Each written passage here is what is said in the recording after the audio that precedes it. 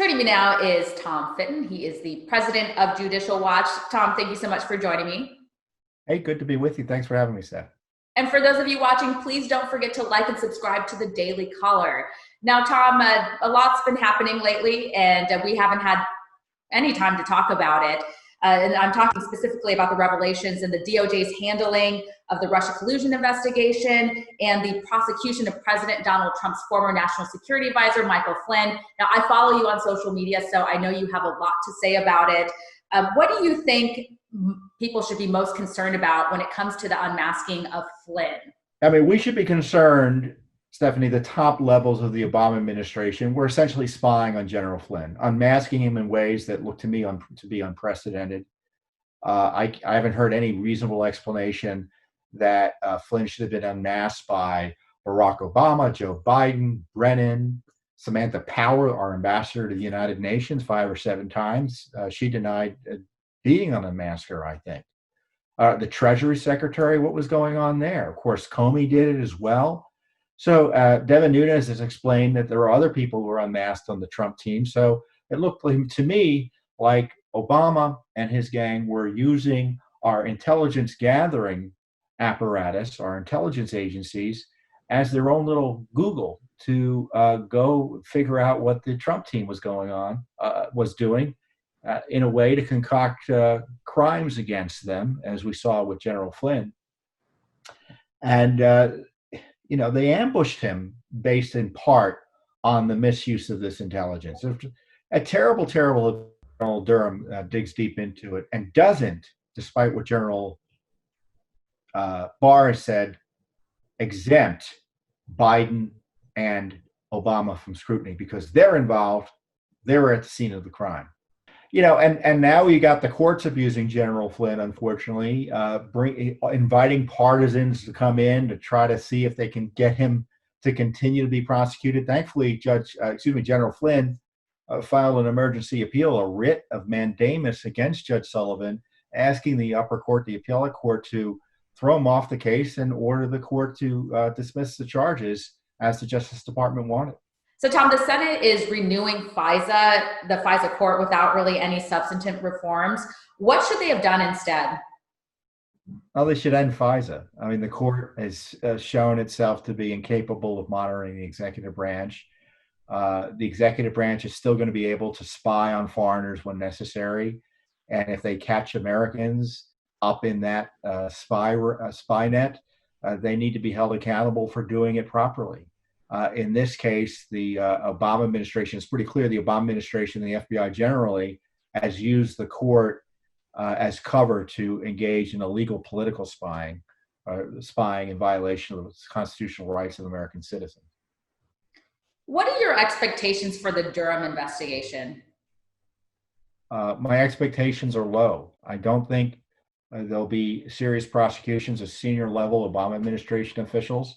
Maybe an FBI agent here or there like Peter Strzok or Klein Smith, the FBI agent who allegedly altered a CIA document to make Page seem like he was a crook rather than a patriot to fool the FISA courts. Maybe there are prosecutions there. But Durham's been operating for 13 months. They've had opportunities to prosecute both Comey and McCabe on charges that were pretty cut and dry. They refused to. So I'm suspicious that they'll prosecute them on much more complex charges involving lying to the FISA court or unmasking anyone. I just don't see it happening. And certainly Attorney General Barr's statements that he didn't expect any criminal investigation of Obama or Biden, and then he warned that just because something may look bad doesn't make it illegal. Boy, all the signals are red that something all the signals are red in terms of anything happening. That there's unlikely anything to happen. So you're disappointed about Attorney General Bill Barr's decision on no indictments for Biden or Obama. And that being said, what crimes would they have committed? Like what did they do wrong? Well, I'm not suggesting people have to be indicted. I want confidence. I want to have confidence that the Justice Department has seriously investigated the issues that we're talking about.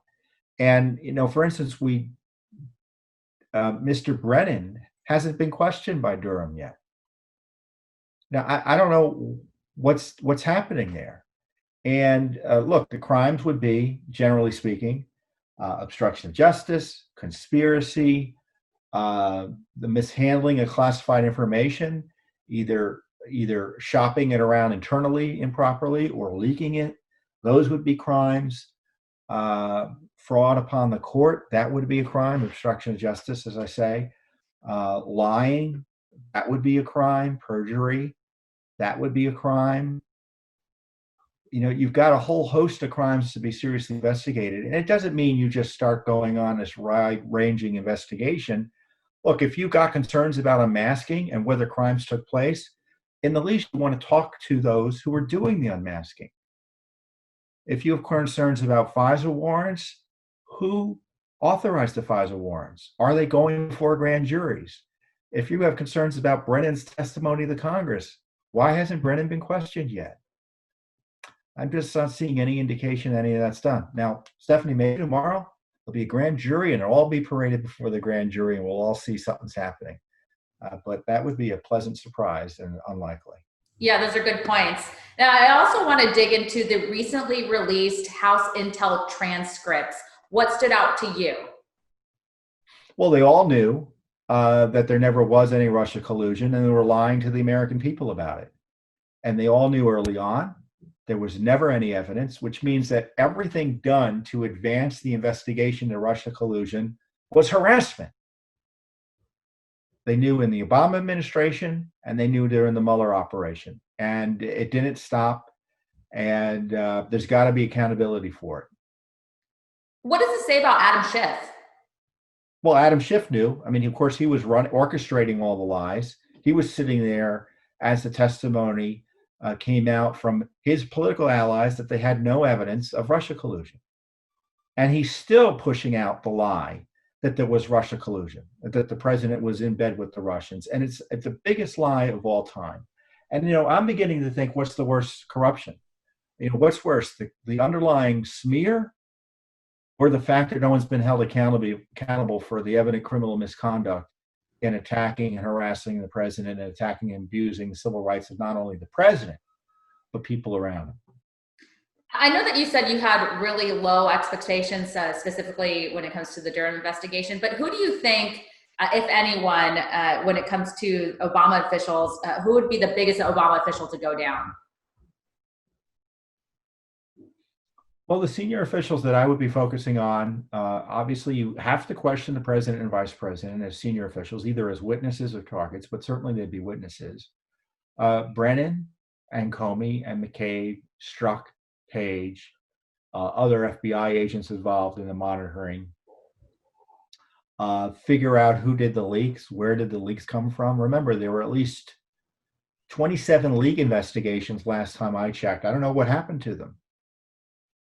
Who leaked the Flynn transcript? That was classified information. Who leaked the material about Jeff Sessions and the Russian ambassador? That was classified information. So you had a lot of illegal leaks targeting the president's incoming team, seditious in my view. And I want to know who was responsible for that. And I'm not seeing indications that they're focused on it appropriately. But we'll see. Maybe I'm wrong, and it's all being done in secret. And I love nothing wrong to be proven a Debbie Downer on this, and see all of these bad guys be held accountable. I'd be happy with just one or two of them being held accountable in some ways. Yeah, I mean, well, and again, as you pointed out, a lot of questions and no answers on that. Now, Senator Lindsey Graham just announced that he'll be issuing subpoenas to investigate the FBI's Russia-Trump collusion work. Why do you think this took so long? And even President Trump tweeted the other day that everyone needs to hurry up. I think he was calling on Mitch McConnell to do something. Because the Senate is not designed to conduct investigations. I mean, they don't want to do it. They don't like doing it. To the degree it happens, it's usually just one or two senators doing it on their own outside the committee process. The Senate operates by consensus. In order to get subpoenas, they got to get approval of their committee. And that's a heavier lift than these senators like to engage in. And so I'm glad Senator Lindsey Graham has talked about doing subpoenas, but we'll see what happens, because I'm not convinced that they'll actually come to fruition.